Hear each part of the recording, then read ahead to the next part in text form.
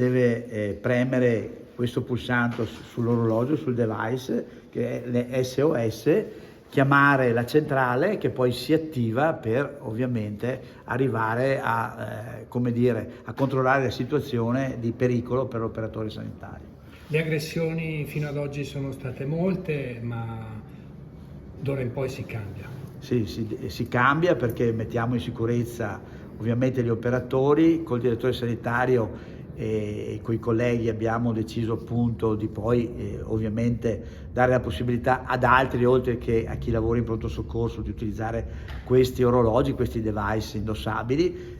Parliamo per il Dipartimento di Salute Mentale e poi per altri colleghi che andranno a domicilio, quindi proprio per evitare che le aggressioni anche verbali nei confronti di chi lavora e di chi lavora per la salute degli altri continuino così in modo così pesante. Il nostro obiettivo è quello di salvaguardare soprattutto chi lavora.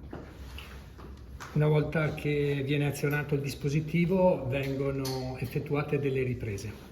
Sì, abbiamo convenuto con il questore la dottoressa Simone che nel momento in cui attiveremo questo pulsante può partire nel luogo, quindi nel pronto soccorso, attivarsi una telecamera, quindi garantendo comunque la privacy, in modo tale che il soggetto che pone la sua aggressività nei confronti dell'operatore venga bene visto e poi per dar modo poi a noi di passare alle azioni legali. I primi a usufruire di questo dispositivo, i pronti soccorso. I primi sono il pronto soccorso dei 6 ospedali della US numero 2.